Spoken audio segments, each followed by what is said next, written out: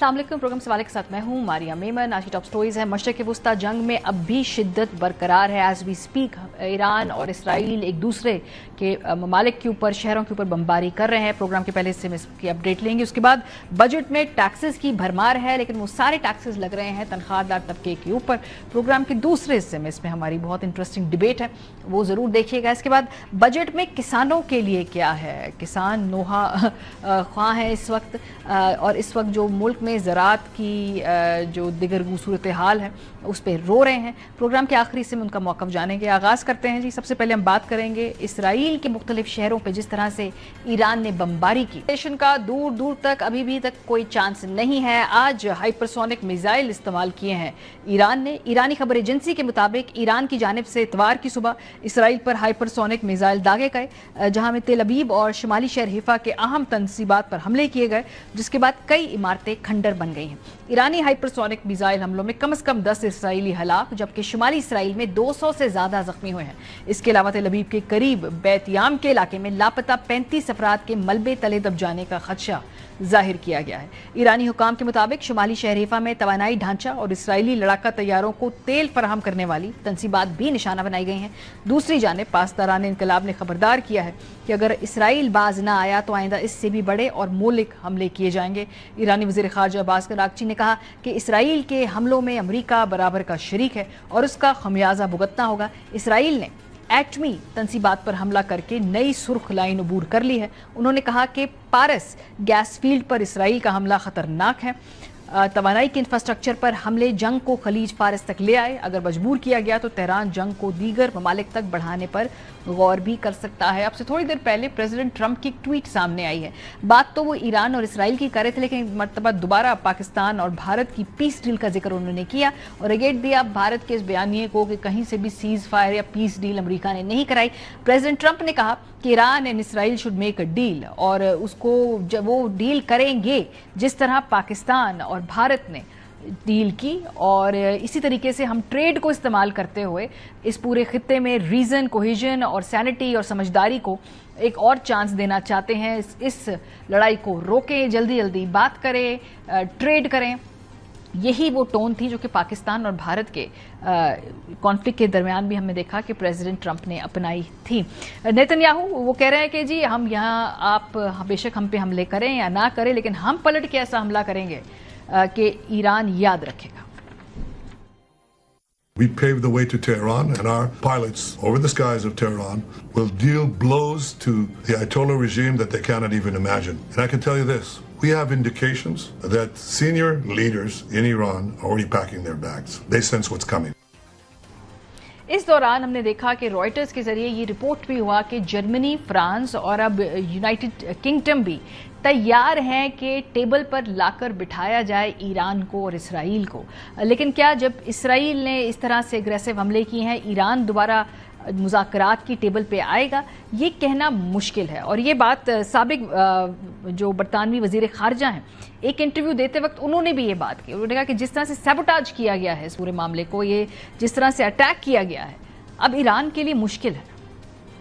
I think the Israelis are standing in the way of a new deal. I think the actions that have been taken make it virtually impossible for the regime in Iran to reach a so I think that the Israeli preemptive attack has effectively put paid, at least for now, to any prospect of a deal to halt Iran's nuclear weapons program.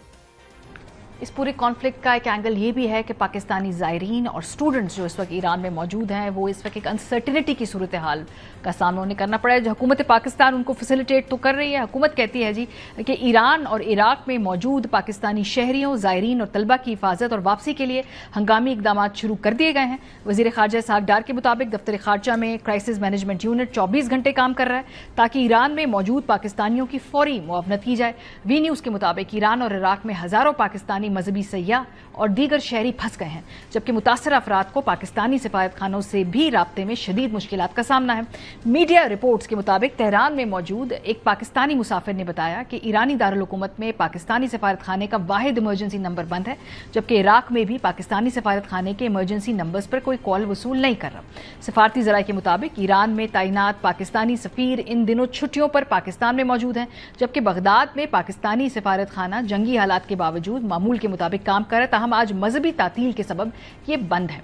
हुकूमत और सफारती ज़राए का कहना है कि खित्ते में जंगी सूरत हाल के पेश नज़र पाकिस्तान ने ईरान के लिए हर किस्म के सफ़र पर पाबंदी आयद कर दी है, जिसमें फ़िज़ाई और ज़मीनी दोनों रास्ते शामिल हैं।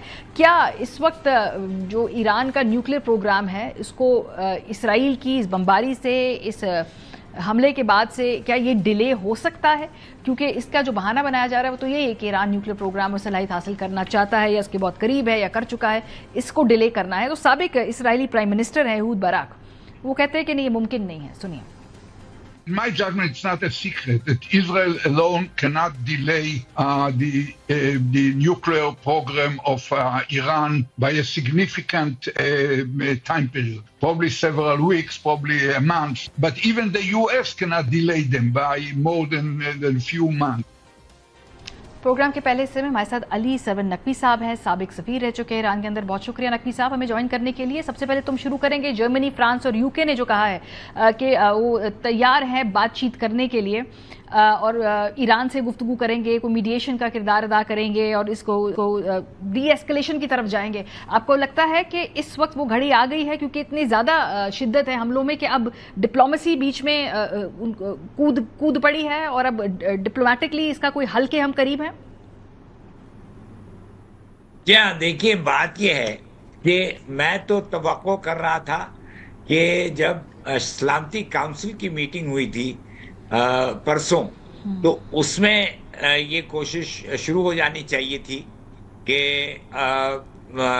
कुछ मुज़ाकरात किए जाएं और कुछ मुसालत का रास्ता निकाला जाए और ईरान और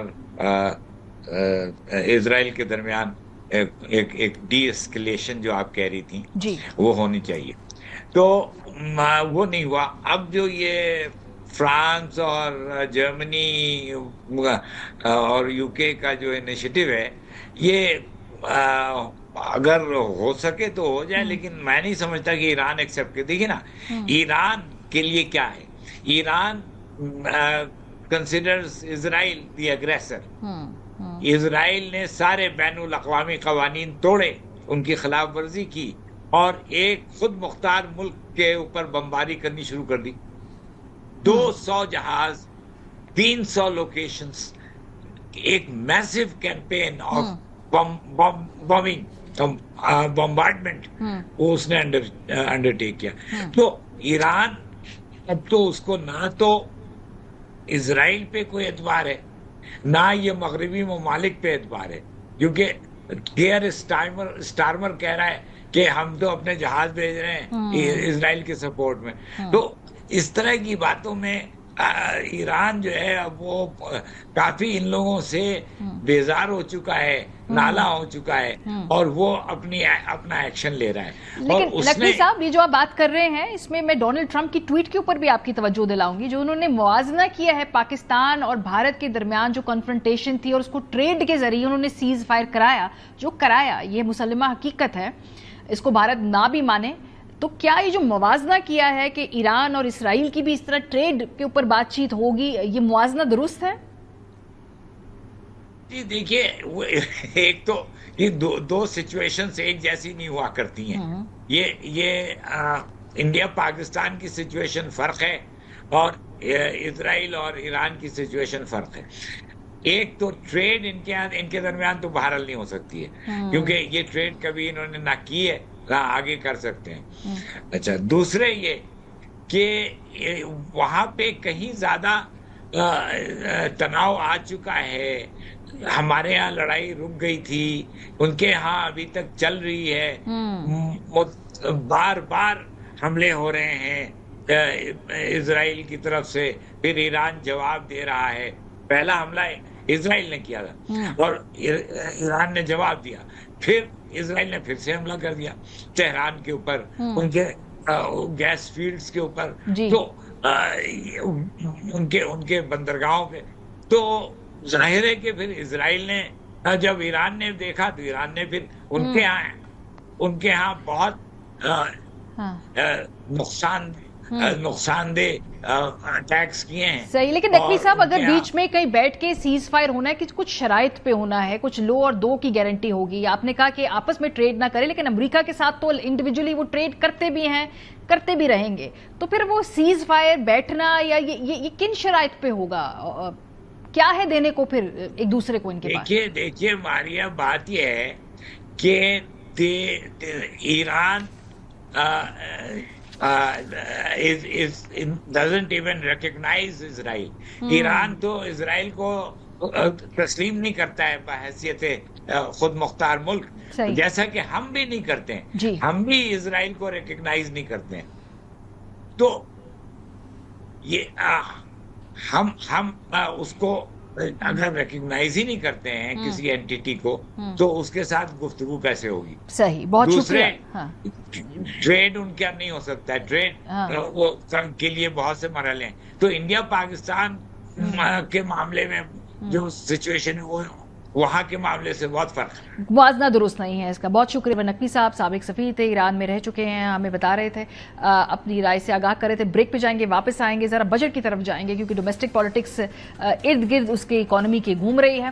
اور ہم پوچھیں گے آنے والے پینلسٹ جو ہمارے اگلے سیگمنٹ میں ہیں کہ بھائی پاکستان کی مڈل کلاس تنخواہ دار طبقہ اور کتنی دیر تک ٹیکس کا بوجھ اٹھاتا رہے گا. بریک کے بعد ہمارے ساتھ رہیں. Welcome back. اسرائیل اور ایران کی جنگ کے درمیان جو پاکستان کے اپنے ڈومیسٹک ایشوز ہیں، خاص طور پہ بجٹ جو پیش ہوا وہ بہت زیادہ ہم نے دیکھا کہ بیک ڈراپ میں چلا گیا. لیکن ظاہر سی بات ہے چونکہ اس بجٹ کی سفارشات منظور بھی ہونی ہیں تو اور عام آدمی خاص طور پہ جو ٹیکس دینے والا ہے، مڈل کلاس سے تعلق رکھتا ہے، تنخواہ دار طبقے سے تعلق رکھتا ہے، اس کو آہستہ آہستہ جب بجٹ کی سمجھ میں آ رہی ہے تو ان کی چیخیں بھی نکل رہی ہیں. خالی یہ عوام کی بات نہیں ہے، حکومت کے اندر بیٹھے ہوئے مختلف مکتبہ فکر کے مختلف پارٹی سے تعلق رکھنے والے ان کے نیم اتحادی بھی یہ کہہ رہے ہیں کہ یہ پرابلمٹک بجٹ ہے. حکومت کے اندر پی ایم ایل این سے بھی آوازیں اٹھ رہی ہیں کہ بھئی ہمارے ہاتھ میں کچھ ہے نہیں، یہ آئی ایم ایف کی مجبوری ہے. سنیے. ضرورت آج بھی متوسط طبقے کے آدمی کے بہت سے باہر ہے. معیشت بیٹھ رہی ہے ٹیکسوں کے بوجھ تلے. تنخواہ دار طبقہ اپنی آمدنی پہ ٹیکس دیتے ہیں تو پھر زرعی آمدنی وڈیروں، جاگیرداروں، بڑے زمینداروں کو بھی ٹیکس دینا چاہیے. پی ڈبلیو ڈی کے جو بھی پروجیکٹس تھے، اگر پختونخوا میں ہو، بلوچستان میں ہو، پنجاب میں ہو، پروجیکٹ صوبوں کے حوالے کر دیے. سندھ کے پروجیکٹ اپنے پاس رکھ لیے. ایک نئی کمپنی بنائیں گے، اسلام آباد سے بیٹھ کے بنائیں گے. نہیں بنے گا تم سے. سندھ کو اپنی کالونی نہیں سمجھو، وفاق سے سندھ کو کنٹرول نہیں کرو، نہیں تو بجٹ پہ ووٹ نہیں ملے گا تمہیں. اس بجٹ میں بہت کچھ ایسا بھی ہے کہ جو شاید پی ایم ایل این بھی اس سے متفق نہ ہو، حکومت بھی شاید متفق نہ ہو، لیکن آئی ایم ایف کی شرائط کو پورا کرنا جو ہے وہ ایک مجبوری ہے.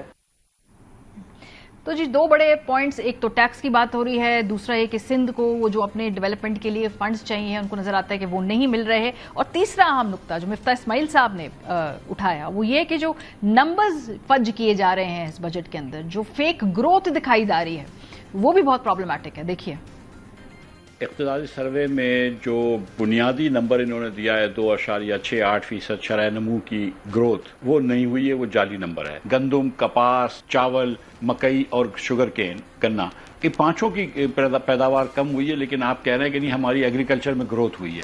بیسیکلی آپ یہ کہہ رہے ہیں کہ گول سامنے والی ٹیم نے زیادہ کیے لیکن جیت ہم گئے. مطلب یہ عجیب سی بات ہے. لارج سکیل مینوفیکچرنگ انہوں نے کم دکھائی ہے، لیکن بولتے ہیں کہ انڈسٹریل پروڈکشن پازیٹیو ہو گئی ہے کیونکہ اسمال سکیل بڑھ گیا ہے، جبکہ اسمال سکیل چلتا لارج سکیل کی وجہ سے ہے، تو یہ سمجھ میں نہیں آتا. سو بیسیکلی یہ گروتھ نمبر بھی صحیح نہیں ہے. گروتھ نمبر بھی 1-2 لوگ کہتے ہیں 1.8 سے 2.2 کے درمیان تھا. اگر آپ کا خیال ہے کہ جی جو بجٹ سامنے آئے یہ ہو بہو ایسے ہی امپلیمنٹ ہوگا، نہیں، آپ غلط ہیں، کیونکہ ابھی مزید ٹیکسز بھی لگنے ہیں. اور وہ ایک ویلڈ سی تھریٹ بھی دی ہے جو فائنانس منسٹر ہیں، انہوں نے کہا کہ جلدی جلدی لیجسلیشن کریں ورنہ اور ٹیکس آپ پہ ٹھوک دیں گے. دیکھیں فائنانس بل آیا ہے، اس میں ٹیکس قوانین ترمیمی بل جسے پارلیمنٹ اور بزنس کمیونٹی پہلے ہی مسترد کر چکی ہے، اس کو آپ نے فائنانس بل کا حصہ بنا دیا ہے. اب آپ یہ اندیا دے رہے ہیں کہ اگر یہ منظور نہ ہوا تو پھر ہم 400-500 ارب روپے کا ایک منی بجٹ لے کر آئیں گے. تو یہ کس طرح کی ٹیکس پالیسی ہے؟ انٹرپریٹیشن بالکل ٹھیک ہے. میں دوبارہ وہی بات کروں گا کہ اگر یہ انیبلنگ پروویژنز ہمیں نہیں دی گئی تو ہمیں یہ ایڈیشنل ٹیکسز لگانے پڑیں گے. ایڈیشنل ٹیکسز لگ رہے ہیں لیکن ساتھ ساتھ ایف بی آر کو مزید طاقت بھی دی جا رہی ہے کہ جو ٹیکسز لگے ہیں ان کو وصول کیسے کرنا ہے. جی سینئر صحافی مہتاب حیدر صاحب کی آج کی سٹوری ہے اور اس کے مطابق سینٹ کی قائمہ کمیٹی برائے خزانہ نے ایف بی آر کو کمپنیوں کے CEOs, CFOs اور بورڈ آف ڈائریکٹرز کو گرفتار کرنے کے اختیارات دینے کی تجویز پر شدید رد عمل کا اظہار کیا ہے. Chairman F B R Rashid Langrial نے کمیٹی کو بتایا کہ دنیا کے ہر ملک میں ٹیکس افسران کو گرفتاری کا اختیار حاصل ہے. چیئرمین ایف بی آر کے مطابق پاکستان کے 5% امیر ترین گھرانے 16 کھرب کا ٹیکس چوری کرتے ہیں. ملک میں 6 کروڑ 70 لاکھ کی ورک فورس میں سے صرف 1% گھرانے ہی 33.12 کھرب روپے ٹیکس چوری کرتے ہیں, جبکہ بقیہ 95% صرف 1.4 کھرب روپے چوری کرتے ہیں. نون لیگ کی سینیٹر انوشا رحمان نے موقف اختیار کیا کہ ایف بی آر نے فوجداری ضابطہ اخلاق کے اختیارات از خود لے لیے ہیں, محض نیت کی بنیاد پر گرفتاری کیسے ہو سکتی ہے. پیپلز پارٹی کے سینیٹر سلیم مانڈوی والا نے بھی اس قسم کے اختیارات کی مخالفت کی, جبکہ پی ٹی آئی کے سینیٹر شبلی فراز نے کہا کہ ایسے اقدامات سے اب ملک کو پولیس ریاست میں تبدیل کرنے جا رہے ہیں. پروگرام کے حصے میں ہمارے ساتھ موجود ہیں محمد زبیر, سابق گورنر سندھ ہیں. اس کے علاوہ ہمارے ساتھ رانا احسان افضل خان صاحب بھی ہیں, وزیر اعظم کے کوارڈینیٹر ہیں. اب اس بجٹ کو ایکسپلین بھی کرنا ہے, اس کو ڈیفینڈ بھی کرنا ہے اور جس شکل اور صورت میں یہ پاس ہوگا اس کے متعلق جوابات بھی دینے. رانا صاحب چونکہ آپ حکومت ہیں, پہلا سوال آف کورس آپ سے ہی ہوگا. یہ جو ایک آپ نے نظر سے ایک سٹوری بھی گزری ہوگی کل شہباز رانا صاحب نے بھی کی, جس میں انہوں نے کہا جی کہ یہ جو کابینہ میں جب آیا وہ ٹیکس کے معاملات کا, تو وہ بیٹھے بٹھائے آپ نے 2.5% کر دیا جو تنخواہ دار طبقے پہ آپ نے آئی ایم ایف سے کمٹمنٹس دی تھی کہ آپ ان کو 5% ریلیف دیں گے, تو 5% سے 1% ریلیف دیں گے, آپ نے 2.5% کر دیا. یہ کیا ایسا ہی ہوا تھا اس میٹنگ کے اندر کہ پہلے ریلیف زیادہ دیا جا رہا تھا لیکن چونکہ سرکاری ملازمان کی تنخواہ بڑی تو اس کو وہاں تبدیل کرنا پڑا؟ بسم اللہ الرحمن الرحیم. دیکھیں, جب بھی کوئی پرپوزل آتا ہے تو صرف ایک سنگولر پرپوزل نہیں آتا, ملٹیپل سیناریوز بنتے ہیں, 2-3 آپشنز نکالی جاتی ہیں اور آبویسلی کہیں اگر ریونیو شارٹ فال ہو رہا ہے تو پھر آپ نے دوسری طرف سے کور کرنا ہوتا ہے. تو میں جو ہے کوئی اس طرح کا نہیں تھا, اس پہ بحث ہوئی کہ کہاں جو ہے وہ تنخواہ دار طبقے کے حوالے سے بھی اسی طرح پرپوزل بنے ہوئے تھے کہ پہلے بھی ایک 10% کا پرپوزل تھا, ایک 7% کا پرپوزل تھا, ایک 5% کا بھی پرپوزل تھا. تو وہ یہ سیناریوز جو ہے وہ پھر آبویسلی جب کوئی تبدیلی آنی ہوتی ہے تو آپ جو ہے وہ پھر ایک کے بجائے بی کو چوز کر لیتے ہیں. لیکن یہ کہ کیا یہ جو ہے وہ تنخواہ دار طبقے سے یہ لے کے ان کو دیا گیا, ایسی کوئی بات نہیں ہے. اس کے اوپر تنخواہ دار طبقے کی سلیبز پہ ڈبیٹ ہوئی تھی, یہ اس کی سیلری جو تنخواہوں میں اضافے کے اوپر بحث ہوئی تھی اور پھر یہ طے کیا گیا تھا اس کو کہ 7 کی جگہ اس کو 10% کر دیا, اور اس کو پھر وہ جو تنخواہ دار طبقات کی سلیب ہے اس سے ایڈجسٹ کر دیا جائے. نہیں, ایسا نہیں ہے. ایسا نہیں ہے کہ وہ ایڈجسٹمنٹ سیلری سے لے کے ادھر دے دی گئی تھی. کوئی ایسی کوئی بیک اینڈ فورتھ نہیں ہوئی تھی. وہ ایڈجسٹمنٹ پھر کہاں سے ہوئی رانا صاحب, اگر وہاں سے نہیں ہوئی, کیونکہ ہوئی تو ہے لاسٹ مومنٹ پہ, پھر نہیں وہ دیکھیں وہ پھر اور کسی جگہ سے انہوں نے کور کی ہوگی, لیکن ایسا نہیں ہے کہ یہاں سے کور کر کے ادھر کر دی تھی. یہ بالکل انکریکٹ ہے, ایسا نہیں. اچھا ٹھیک ہے. اچھا, یہ جو آج اب ایف پی آر سے متعلق خبر ہے کہ بھئی اب COs CFOs کو بھی گرفتار کرنے کے اختیارات دیے, کہ دنیا بھر میں وہ کیا یہ ایک طریقے کا رائج ہے, اس کے علاوہ اور کوئی طریقہ نہیں ہے؟ بالکل رائج نہیں ہے. لیکن میں ایک چیز, چونکہ بجٹ کی بات کر رہے ہیں اور اس حکومت کے حوالے سے بات کر رہے ہیں, ایک تو میں یہ یاد دلاتا ہوں کہ شہباز شریف صاحب کا یہ 4تھا بجٹ ہے. جی, 4تھا بجٹ بہت ٹائم گزر چکا ہوتا ہے. So this budget and the commitments in this budget cannot be looked entirely on its own. ہمیں وہ وعدے بھی یاد کرنے ہیں کہ 2022 میں جو کیے گئے تھے, 2023 میں, 2024 میں. It is extremely important to connect that کہ یہ کہتے کیا رہے ہیں. انہوں نے تو اس وقت کہا تھا فلور آف دی ہاؤس میں میں اپنے کپڑے بیچ دوں گا اور یہاں کی اکانومی کو ٹرن اراؤنڈ کر دوں گا. So after 3 years of full 3 years 2022 جولائی سے لے کے آج تک پاکستان کی, یہ میں اس لیے کہتا ہوں کہ یاد دہانی کے لیے, پاکستان کی جو average G D P growth ہے 1.66%, وہ 2.68% کنسیڈر کر کے, جو کہ فجڈ ہے, فیک ہے, بٹ اس کو مان بھی لیا جائے تو 1.66% ہے, which is the lowest 3-year average in our history and is well short even of the population growth rate of 2.6%. So obviously اس کا implications کیا ہیں؟ غربت میں اضافہ اور بے انتہا اضافہ, ان امپلائمنٹ میں اضافہ اور بے انتہا 22% ہے ان امپلائمنٹ ریٹ.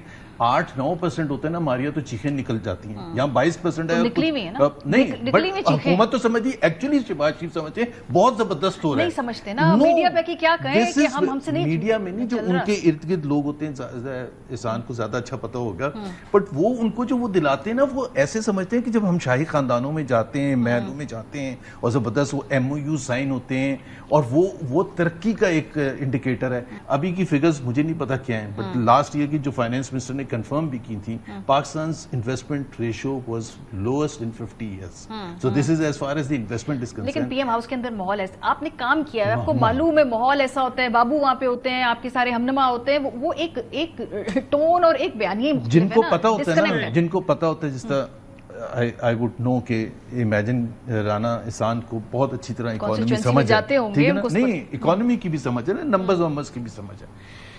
یہ تو ان کو تو پش بیک کر دیا جاتا ہے نا, لیکن Rana Tanveer and Khawaja Asif and so on and so forth, جنہوں نے ایک فساد کریٹ کرنا ہے, جنہوں نے یہ جسٹیفائی کرنا ہے کہ ہمارا آنے کا مقصد کیا تھا, ہمارا جو ریگنگ کی تھی اس کا مقصد کیا تھا, وہ ساری چیزیں. اور یہ جو آپ کا سوال تھا نا CFO CEO, ظاہر سی بات ہے اگر آپ بزنس مین کو یہاں سے بھگائیں گے, انویسٹمنٹ کا میں نے بتا دیا کہ کتنی بری حالت ہے FDI کی, اگر یہاں کے بزنس مین کو بھی اگر آپ ڈرائیں دھمکائیں گے تو اس کو پہلا موقع ملے گا of an investment opportunity in Dubai اور بنگلہ دیش اور اینیویئر ایلس, وہ ہل ٹیک دس منی دیئر. دھمکی ہے نا کہ یہ ٹیکس دینا نہیں, اگر ہم سے ٹیکس لیں گے تو پھر ہم یہاں سے انویسٹمنٹ لے کے چلے جائیں گے. آپ ٹیکس دیں, حکومت کیوں آپ کے پیچھے آئے گی؟ نہیں, ٹیکس بھائی, ٹیکس نہ دینے کا جو آپ کا جوڈیشل نظام ہے نا, جوڈیشل نظام ایک پہلے حکومت فیل کرتی ہے کہ وہ بڑا سلو ہے, اینڈ دیٹ الاؤز کہ وہ اسٹے لے لیا, یہ اس کو سپیڈ کریں.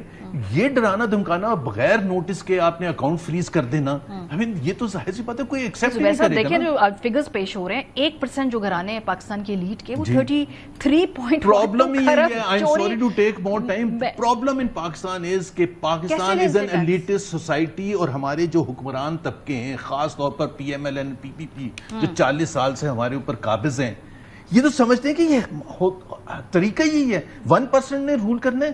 Who cares? اسٹاک مارکیٹ کتنی 1,20,000 سے اوپر چلی گئی ہے, اور غربت کی لکیر who is concerned about. Rana صاحب ہاتھ کھڑا کر رہے ہیں, وہ اس پہ کچھ پوائنٹ اپنا ایڈ کرنا چاہتے ہیں. جی رانا صاحب یہ بتائیے نا کہ پھر کیسے ٹیکس لیں گے, یہ آپ ان کو ایکسٹرا یہ اختیارات دے کے پھر چھاپے پڑیں گے, گرفتاریاں ہوں گی, اسٹرکٹ انفورسمنٹ ہوگی FBR کے ذریعے؟ دیکھیں, میں آپ کو 2-3 حقائق عوام کے سامنے رکھنا چاہتا ہوں کہ یہ کوئی ایسا نہیں ہے کہ یہ SME سیکٹر یا تاجروں کے خلاف یہ کارروائی ہونے جا رہی ہے. There is a method to this madness. Number 1, جو ٹیکس فائلرز ہیں, جو بڑی کمپنیز ہیں جو کہ ڈومیسٹک انڈسٹری میں کام کرتی ہیں, جن کی اربوں کا ٹرن اوور ہے, وہاں سب سے زیادہ ٹیکس ایویژن ہے. یعنی کہ اگر ان کی پروڈکشن 10 آئٹم کی ہے تو وہ ٹیکس کے اندر وہ 2 یا 3 آئٹمز کی پروڈکشن دکھاتے ہیں. یعنی کہ 70-80% جو ہے وہ ڈسکلوجر ہے ہی نہیں سیلز کا. یہ میں آپ کو حقائق بتا رہا ہوں. تو دیکھیں, بات یہ ہے کہ یہ کسی کو پریشان ہونے کی ضرورت نہیں ہے, کسی کو کوئی عوام کے پیچھے FBR نہیں آ رہی, اور اس کا مقصد یہ جو ہے کہ ڈسکریشنری پاورز لے کے کوئی کرپشن ہو, اس چیز کو پرائم منسٹر ہر ہفتے مانیٹر کرتے ہیں. Number 1.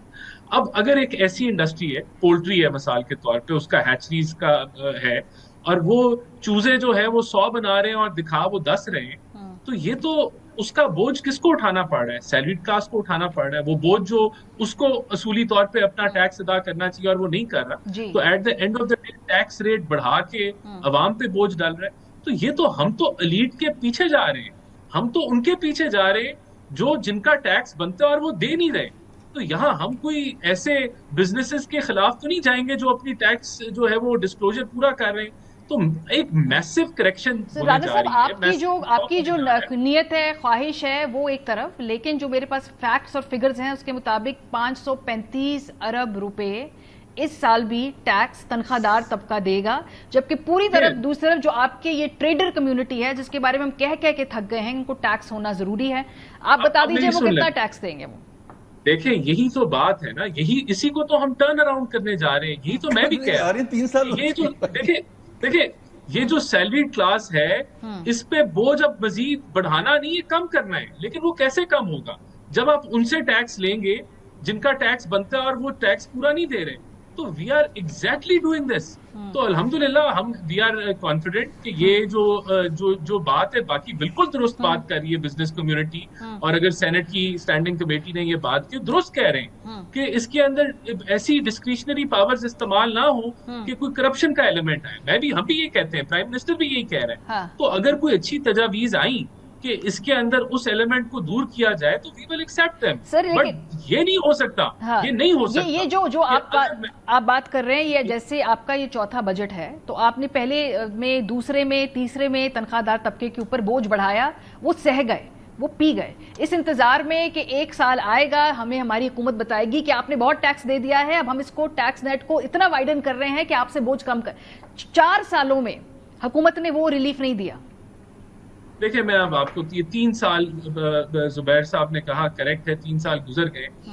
This is also a lesson کہ اگر آپ ریفارم ایجنڈے کو ان بٹوین چھوڑ جائیں اور اپنی کریڈیبلٹی ملٹی لیٹرلز انٹرنیشنلی کھو جائیں تو اتنی بڑی آپ کو جو ہے وہ چوٹ کھانی پڑتی ہے. 3 سال لگے ہیں اسٹیبلائزیشن, اور یہ اگر دوبارہ ہم یہ رستہ کھو بیٹھے, اگر دوبارہ ہم لوگ وہ اس ریفارم ایجنڈا سے ہٹ بیٹھے تو شاید پھر اگلی دفعہ 7 سال لگے. تو ہم نے تو ان پاپولر فیصلے کر کے ہم یہاں تک پہنچے کہ وی ہیو ریچ مجھے ان پاپولر اسٹیبلائزیشن. فیصلے سمجھا دیں سر. سرکاری ملازمان کی تنخواہ بڑھانا کیا ان پاپولر فیصلہ ہے؟ کیا لیجسلیشن کرنے والوں کی تنخواہ بڑھانا, چیئرمین سینٹ کی تنخواہ بڑھانا, چیئرمین, یہ ان پاپولر فیصلے مجھے گنوا دیں جو آپ نے کیے ہیں. میں آپ کو بتاتا ہوں ان پاپولر فیصلے کیا ہیں. ان پاپولر فیصلے یہ ہے کہ ہم نے کنزمپشن بیسڈ گروتھ نہیں کی, ہم نے امپورٹ لیڈ گروتھ نہیں کی, ہم نے مزید جو لونز میں ڈالر ٹرمز میں اضافہ نہیں کیا. پچھلے سال میں دیکھ لیں نیٹ لونز میں 0 اضافہ ہے. تو ہم نے جہاں فسکل کنسولیڈیشن کی, میکرو اکنامک اسٹیبلٹی کی, یہ ان پاپولر فیصلے ہیں. یہ بڑا پاپولر فیصلہ ہے کہ ہم 20 ارب ڈالر کا خسارہ کریں اور 6% گروتھ دکھا دیں, اور وہ مصنوعی گروتھ وہ 1-2 سال اچھے گزر جائیں. تو ہم تو اس کا اپوزٹ کہہ رہے ہیں. جو آپ میکرو اکنامک اسٹیبلٹی کی بات کریں زبیر صاحب, یہ میں بار بار بات سنتی ہوں حکومت کو, کہتے ہیں جی کہ یہ جب آپ میکرو اکنامک اسٹیبلٹی لائیں گے نا تو ایسا پریشر ختم ہو جائے گا. 2 ایسپیکٹس ہوتے ہیں. دیکھیں, ایک آتی ہے آپ کی اسٹیبلٹی آتی ہے تھرو یور اون امپروومنٹ, آپ کی پروڈکٹیوٹی. جو فیصلے ایک ہوتے ہیں نا سخت, وہ ہوتے ہیں مثال کے طور پر آپ پرائیویٹائزیشن کی. ریفارمز وہ ہوتے ہیں کہ پبلک سیکٹر انٹرپرائزز کا آپ نے کیا کرنا ہے, ٹیکس سیکٹر کا کیا کرنا ہے, ایگریکلچر سیکٹر کا کیا کرنا ہے, جس میں لوگوں کے لیے مشکلات ہوں, ان پاپولر ہوں, آپ ان پاپولر ہو رہے ہوں. یہ جو ان پاپولیرٹی کہہ رہے ہیں, یہ جو میکرو اسٹیبلٹی آئی ہے, یہ پاکستان نے 50 دفعہ دیکھا ہے, 25 دفعہ تو دیکھا ہی ہے. 25واں IMF پروگرام ہے. Pakistan gets near the default situation.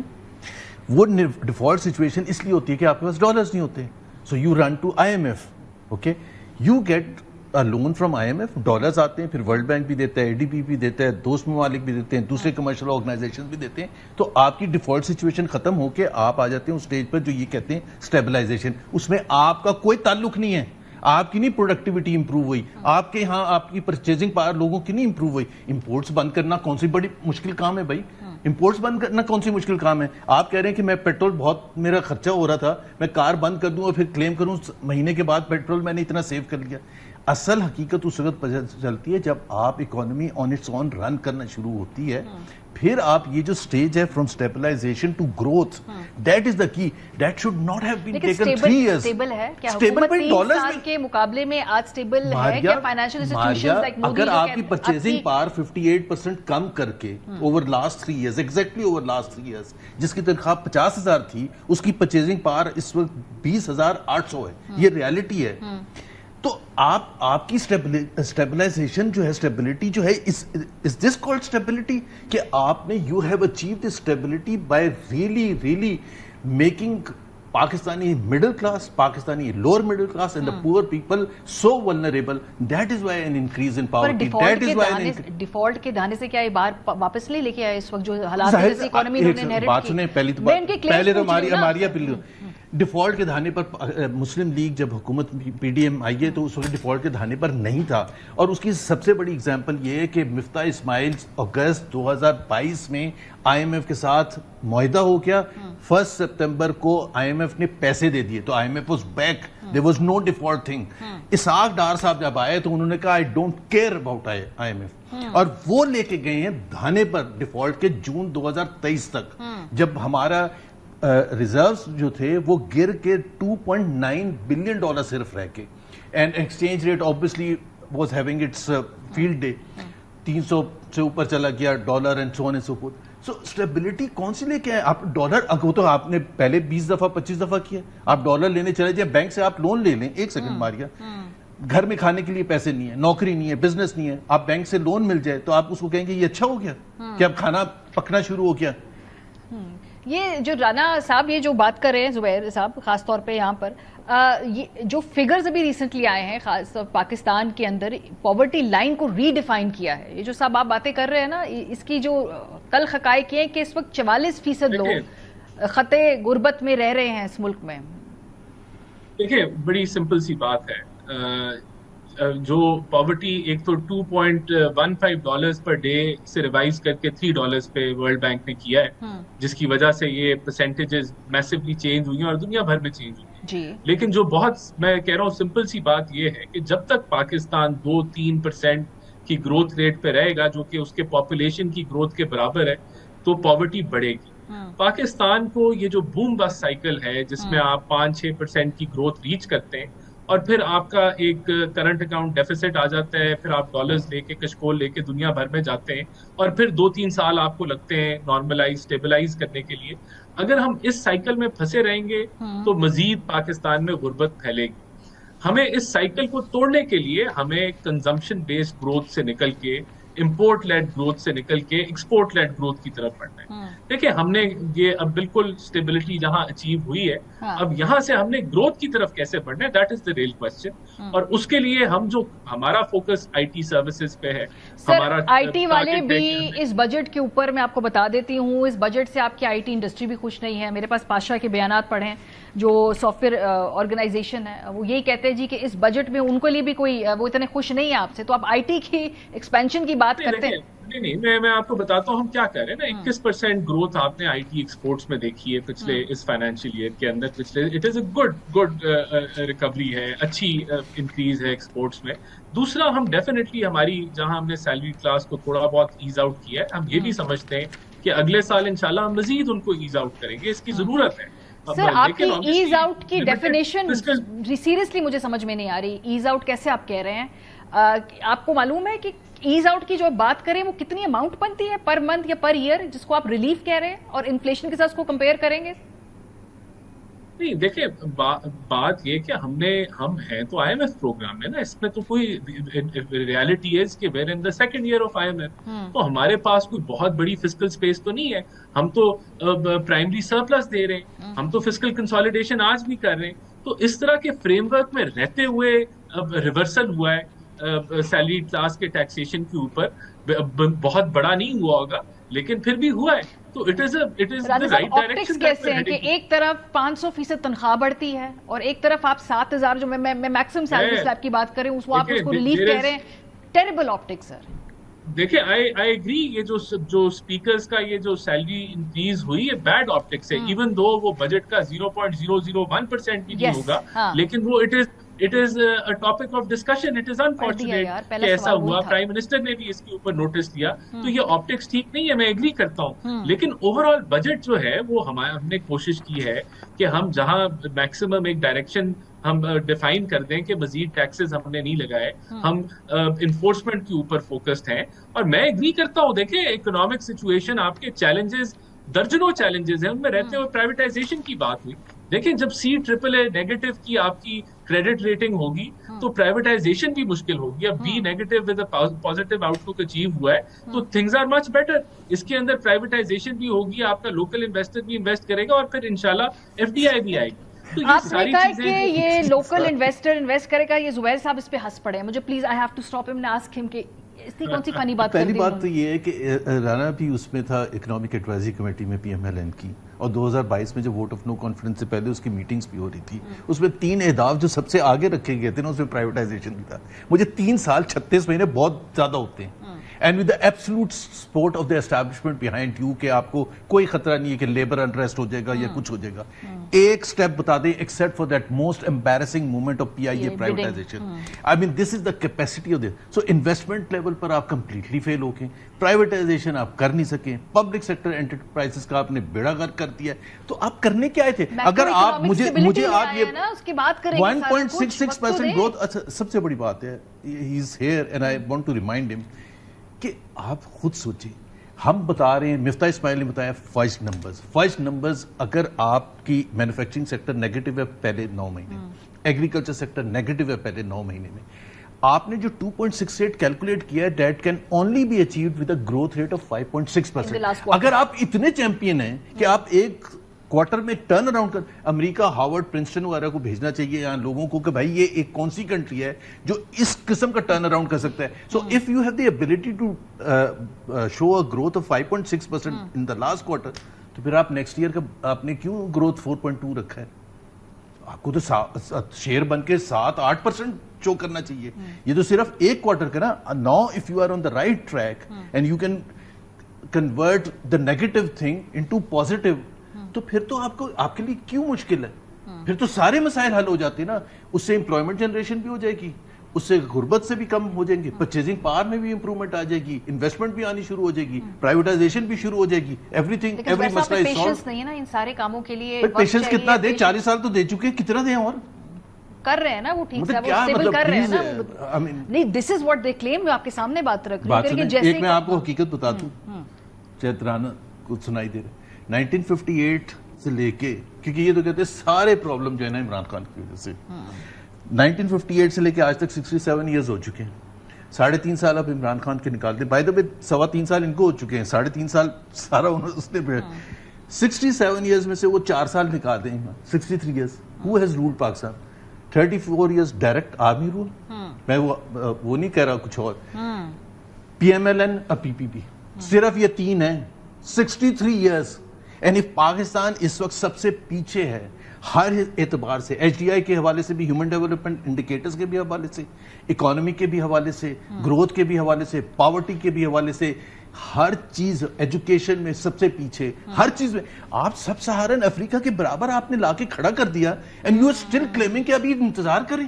کتنا انتظار کرے رانا صاحب؟ 63 سال تو میں نے یاد دلا بتا دیں. وہ کہہ رہے کہ اب کتنا انتظار کرے, 3 سال تو ہو گئے نا آپ کو جو چانس. اس کا میں آپ کو اس کی ایک اور پکچر پینٹ کر کے دکھاتا ہوں. دیکھیں اس سے کلیئرٹی آ جائے گی. یہ 25واں پروگرام ہے نا IMF کا, تو اس میں جو ہے وہ تقریباً 23 پروگرام فیل ہوئے ہیں. مڈ وے چھوڑ دیا, اور پھر وہ جو آپ کا ریفارم ایجنڈا آپ ٹوٹ گیا, اس میں بہت ساری وجوہات ہیں, حکومت کا تسلسل ٹوٹنا, پھر اور اس کی وجہ سے بہت نقصان ہوا ہے. 2 پروگرامز مکمل ہوئے ہیں جو یعنی کہ کہہ لیں, وہ PMLN نے مکمل کیا 2013 سے 16 والا. آپ نے اسٹیبلٹی اچیو کی, گروتھ اچیو کی, پھر ہماری حکومت کو نکال دیا گیا, اور یہ پروگرام اسٹینڈ بائی ایگریمنٹ ہم نے مکمل کیا, اور اب یہ ہم مکمل کریں. اچھا, تو دیکھیں پہلی دفعہ IMF کے پروگرام کمپلیشن کی طرف بڑھ رہے ہیں. میرے خیال سے انتظار آپ کو کتنا پڑے گا, 2029 تک ہمارا ٹینیور ہے. اچھا, Pakistan will change in this time, کیونکہ یہ ہمارا we are not in a rush for growth. یہ ابھی 4.2 کا ٹارگیٹ ہے, it is a achievable target انشاءاللہ, لیکن ہمارا ٹارگیٹ یہ ہے کہ ہم نے کرنٹ اکاؤنٹ ڈیفیسٹ کو مینج کر کے گروتھ لینا ہے. ہم نے کنزمپشن بیسڈ گروتھ نہیں دینا. 2 چیزیں چھوٹی بتا دیتا ہوں. IT پہ 6 لاکھ لوگوں کو ٹرین کیا جائے گا اگلے 2 سالوں میں, 3 سالوں میں. ہم لیبر فورس ڈبل کریں گے. بعد میں وہ پیسے بنائیں گے, آپ ان سے ٹیکس لے لیں گے نا. مسئلہ یہی ہے اس ملک میں, جس کو بھی ٹیکس کو قومی دیکھیں, یہ چھیڑ ہے نا, تنخواہ دار طبقے کی چھیڑ ہے نا, کہ جو تھوڑا سا ان پہ بوجھ ڈالیں گے. یا تو ہم اس پہ سٹینڈ لے رہے ہوں کہ یہ نہیں, یہ کرنا چاہیے, ہم تو کہہ رہے ہیں نا. دیکھیں اس کا حل بھی آپ کو بتا رہے ہیں کہ تنخواہ دار طبقے کا ٹیکس یا ٹیکس ریٹ جو سیل ٹیکس ہے 18% پہ, یہ چیزیں کب آپ کم کر سکیں گے؟ جب آپ ان لوگوں سے ٹیکس لے سکیں گے جن کا ٹیکس بنتا ہے اور وہ دے نہیں رہے. سر وہ پلان بھی مجھے نظر نہیں آ رہا honestly, because ہم افیکٹیز ہیں, اسی لیے I'm very passionate about this topic. In our defense, دیکھیں وہ پلان آپ کو نظر آنا چاہیے ہے, کیونکہ ہم نے اس سال وہ کر کے دکھایا نا. 400 ارب انفورسمنٹ کے ذریعے ہم نے کلیکٹ کیا ہے, آئی ایم ایف نے اس کو انڈورس کیا ہے, اس ہماری کریڈیبلٹی بڑی ہے ملٹی لیٹرلز کے سامنے, تبھی انہوں نے ہمیں اس دفعہ بھی انفورسمنٹ کی مد میں 400-450 ارب کی گنجائش دی ہے کہ ہم مان لیتے ہیں کہ آپ کو پالیسی میجرز لینے کی ضرورت نہیں ہے, آپ انفورسمنٹ سے نکال لیں. This is a massive achievement, it's a massive achievement in the last 1 year کہ ہم نے انفورسمنٹ کے ذریعے ٹیکس اور پالیسی, اور اس دفعہ بھی ہم انفورسمنٹ کے ذریعے ہمیں مد میں 400-500 ارب کی گنجائش مل گئی ہے. تو it shows that the will is there, it shows the direction is right, اور ہم لوگ انفورسمنٹ کے ذریعے ان لوگوں سے ٹیکس دیں گے جن کا ٹیکس دینا بنتا ہے, اور اس سے عام آدمی کو, سیلریڈ کلاس کو ٹیکس ریٹ میں بہتری آئے گی. So this is the direction that we are taking. Closing note یہ انہوں نے ابھی کہا تھا کہ آئی ایم ایف کا پروگرام سکسیسفلی کمپلیٹ کیا تھا 2016 میں. 2016 میں کمپلیٹ, 2013 میں اس لیے گئے تھے آئی ایم ایف کے پاس کہ ڈالرز نہیں تھے. 2016 میں کمپلیٹ کیا, اور 2018 میں جب چھوڑا تو $19 بلین کا کرنٹ اکاؤنٹ ڈیفیسٹ چھوڑا. بہت شکریہ جی آپ دونوں حضرات کا. یہ بحث اب چلے گی, اور جب بجٹ کے ابھی مزید ہمارے سامنے اور عقدے کھولیں گے, ہم اس پر مزید بات کریں گے. بریک پہ جائیں گے, جب واپس آئیں گے کسان بھی اس ملک کے اندر پریشان ہیں, ان کا کیا اس کے اوپر ٹیک ہے بجٹ پہ, بریک کے بعد پہ بات کریں گے. ہمارے ساتھ رہیے. Welcome back. حکومت پاکستان کی جانب سے جو جاری کردہ اقتصادی سروے ہے اس کے فائنڈنگز بہت ہی زیادہ ہوش ربا ہیں, خاص طور پہ زراعت کے شعبے کے حوالے سے. پاکستانی حکومت کی طرف سے جو یہ سروے سامنے آیا ہے اس کے مطابق معیشت میں کلیدی کردار کے حامل زراعت کے شعبے میں موجودہ مالی سال کے دوران شرح نمو 1% سے بھی کم رہی ہے. تمام اہم فیصلوں میں 13.49% کمی واقع ہوئی ہے, جس کی وجہ کاشت کے رقبے میں کمی اور موسم کی خراب صورتحال ہے. حکومتی اعداد و شمار میں بتایا گیا ہے کہ زراعت کے شعبے میں 0.56 شرح نمو کی وجہ پولٹری اور لائف سٹاک کے شعبے میں ہونے والی معاشی ترقی ہے, جبکہ بڑی فصلوں کی پیداوار میں نمایاں کمی واقع ہوئی ہے. حکومت کے مطابق موجودہ مالی سال میں کپاس کی پیداوار میں 30% سے زائد کی کمی ریکارڈ کی گئی ہے, جو 70 لاکھ بیلز رہی ہے. گزشتہ سال ملک میں 1 کروڑ سے زائد بیلز کی پیداوار ہوئی تھی. گنے کی فصل تقریباً 4% کمی کے بعد 84 لاکھ ٹن رہی ہے. موجودہ مالی سال میں چاول کی پیداوار میں تقریباً 1.5% کی کمی ریکارڈ کی گئی ہے, جس کے بعد اس کی پیداوار 90 لاکھ ٹن رہی ہے. ملک میں مکئی کی پیداوار بھی موجودہ مالی سال میں 15% کمی کے بعد 82 لاکھ ٹن رہ گئی ہے. اسی طرح موجودہ مالی سال میں گندم کی فصل میں لگ بھگ 9% کی کمی ریکارڈ کی گئی, جس کے بعد اس کی پیداوار 2 کروڑ 80 لاکھ ٹن رہ گئی, جو گزشتہ مالی سال میں 3 کروڑ 10 لاکھ ٹن تھی. ماہرین کا خیال ہے کہ اس کی وجہ حکومتی پالیسیوں کے علاوہ ماحولیاتی تبدیلی بھی ہے. پروگرام کے اس حصے میں خالد محمود کھوکھر صاحب, صدر پاکستان کسان اتحاد, ہمارے ساتھ موجود ہے. بہت شکریہ کھوکھر صاحب. یہ جو میں فیکٹس دیکھ رہی ہوں یہ تو بڑے تشویشناک ہیں. اس کے تو اثرات فوڈ باسکٹ پہ پڑیں گے, اس کے اثرات آگے آنے والی اکانومی پہ اس طرح سے پڑے گے, پھر حکومت امپورٹ بھی کرے گی. تو آپ نے یہ اپنے تحفظات بتائے ہیں. آپ کے پاس ٹائم بہت کم ہے, میری بات سنیں. سب سے بڑا مسئلہ یہ ہے کہ کاشتکار کو فصل کا ریٹ نہیں مل رہا. یہ جو فصلیں کم ہوئی ہیں یہ کوئی موسمیاتی تبدیلی کی وجہ نہیں ہے, یہ وجہ یہ ہے کہ کاشتکار نے بیلنس یوز آف فرٹیلائزر نہیں کی, اس کے پاس پیسے نہیں تھے. ہماری اب دیکھیں نا کہ 2200 ارب روپے ہمیں صرف گندم میں اصل ریٹ سے کم ملا ہے. ابھی مکی کا آپ لے لیں کہ 3500-3600 روپے ریٹ تھا, جو ہی کاشتکار کی ہارویسٹنگ شروع ہوئی تو ریٹ ہو گیا 2000 روپے 2100 روپیہ. جب کاشتکار تمام سبزیوں کا کاشتکار کو ریٹ نہیں ملا, کاشتکار کو تو معاشی قتل کیا گیا اس دفعہ. گندم ہماری تمام فصلوں کا انجن ہے, جب گندم کا اگر ریٹ نہیں ملے گا تو باقی فصلیں بہتر نہیں ہوگی. اس کا ثبوت یہ ہے کہ 2 سال پہلے ہمیں ریٹ ملا 3900, پچھلے سال ہم نے آپ کو گروتھ 36.5. پچھلے سال اگر گندم کا ریٹ نہیں ملا تو اس دفعہ گروتھ آپ کی مائنس پہ آ گئی. یہ 0.56 لائف سٹاک کی وجہ سے, ورنہ آپ کی یہ -10 ہوگی کم از کم, کیونکہ اس کی وجہ یہ ہے کہ میجر تمام فصلوں میں آپ خود بتا رہی تھی کہ 9% گندم میں کمی ہے, 40% آپ کی کاٹن میں کمی ہے. کاٹن میں ہماری 70 لاکھ بیل نہیں ہے, 5.2 ملین بیل ہے جو ریکارڈڈ بیل ہے جی. 52 لاکھ بیل ہے ایکچولی, ٹھیک ہے نا. اور جو حالات میں آگے دیکھ رہا ہوں, جو اگلا انہوں نے ٹارگٹ فکس کیا اگلے سال کے لیے 4.5, ناممکن ہے, کیونکہ اس کی وجہ بجٹ میں زراعت کے لیے کچھ نہیں رکھا گیا اس وقت تک. 1 پینی نہیں ہے زراعت کے لیے. ہمیں چاہیے سپورٹ پرائس چاہیے, ہمیں پرائس چاہیے, کوئی پرائس کا میکنزم چاہیے, پرائس کمیشن چاہیے. اگر ہماری پیداواری لاگت اور 60-25% منافع ہمیں نہ ملے, اب کس کے لیے کاشت کریں گے؟ میں واضح آپ کے چینل پہ بتا کے جا رہا ہوں کہ اگلے سال گندم کی کاشت میں منیمم 50% کی کمی آئے گی. یہ ملک افورڈ نہیں کر سکتا. फूड सिक्योरिटी दुनिया में सबसे इंपॉर्टेंट है, बॉर्डर सिक्योरिटी नंबर 2 पे है, पहले नंबर पे फूड सिक्योरिटी है। हम बचपन से सुनते आ रहे हैं जिसे घर दाने होते कमले भी सियाने। ये क्या करने जा रहे हैं कि हम जरिए मुल्क होने के बावजूद 10 से 12 बिलियन डॉलर की एग्रीकल्चर प्रोड्यूस की बाहर से इंपोर्ट कर रहे हैं। काश्तकार की कॉस्ट ऑफ प्रोडक्शन देखें, वो बैलेंस यूज ऑफ फर्टिलाइजर नहीं कर रहा। आपके पास 13 लाख टन यूरिया फालतू पड़ी है कि काश्तकार ने खरीदी नहीं है। पिछले साल मिल नहीं रही थी, इस दफा काश्तकार उसको खरीद नहीं रहा। हुकूमत होश के नाखन ले। आगे मुझे बहुत ही अलार्मिंग पोजीशन लग रही है फूड सिक्योरिटी के हिसाब से। खोखर साहब, ये जो फूड सिक्योरिटी की आप जो बात कर रहे हैं, जरा इस सिचुएशन को थोड़ा मुझे समझाइए, किस तरह की फूड सिक्योरिटी के मसलों की निशानदेही कर रहे हैं आप? देखिए जी, अगर काश्तकार को उसकी पैदावारी लागत वापस नहीं मिलेगी, उसको मुनाफा ही वापस नहीं मिलेगा, तो वो किस लिए काश्त करेगा? पैदावार में जब बैलेंस यूज ऑफ फर्टिलाइजर नहीं करेगा तो उसकी पैदावार में कमी आएगी। जब पैदावार में कमी आएगी तो उस वक्त पूरे मुल्क में फूड सिक्योरिटी का मसला बनेगा। इस वक्त पूरी दुनिया में नंबर 1 पे फूड सिक्योरिटी है, बॉर्डर सिक्योरिटी नंबर 2 पे है। अब आपके सामने कि अगर 9% आपकी गंदम की इसमें कमी आई है। अब मैं आपको एक इंपॉर्टेंट बात बताऊं जी, तो इस वक्त पाकिस्तान में हम हर साल आबादी में एक नया न्यूजीलैंड या सिंगापुर ऐड कर रहे हैं, 50 से 55 लाख, 2.5% 2.5-3% आबादी। अगर हमारी ग्रोथ एग्रीकल्चर में ना हो तो हम कहां से उनको खिलाएंगे? जो इतनी आबादी बढ़ रही है, तो हम उधर माइनस में जा रहे हैं। अगले साल बहुत ही डिजास्टर मैं देख रहा हूं, बड़ा मैं क्लियरली बता रहा हूं। मेरे साथ पूरी हुकूमत बैठ के मेरे साथ बात कर ले, और हुकूमती नुमाइंदे अकेले बैठ के मानते हैं कि ये सच है। देखे ना, हमारे साथ जुल्म किया हुकूमत ने, जो हमें हमारी पैदावारी लागत नहीं मिली। आप ये देखें ना, हमारी गंदम के ऊपर जो पैदावारी लागत है वो 3,400 रुपए थी, हमें मिला 1,900, 2,000, 2,100 रुपए रेट। इससे बड़ा जुल्म क्या हो सकता है? काश्तकार कम्युनिटी को तो तबाह बर्बाद करके रख दिया। उसके ना घर के हालात अच्छे, ना खेत के हालात अच्छे, ना बच्चों की तालीम के हालात अच्छे, ना सेहत के हालात अच्छे। मैं खुदा की कसम, मैं अपने जज्बात का लफ्जों में यहाँ करके नहीं बता सकता कितनी तकलीफ हुई जब मुझे पता चला बहुत सारे काश्तकारों ने अपनी बेटियों की शादियां मंसूख की है। अब बच्चे अपने बच्चों का इलाज नहीं करवा सकते, अपने बच्चों की तालीम जारी नहीं ला सकते। क्या वो इंसान नहीं है? क्या वो पाकिस्तानी नहीं है? क्या काश्तकार को इस मुल्क में जीने का हक नहीं है? आप यकीन कर लें, अगर कुछ ना किया गया इस वक्त, हमें प्राइस ना दी गई, प्राइस मैकेनिज्म ना बनाया गया।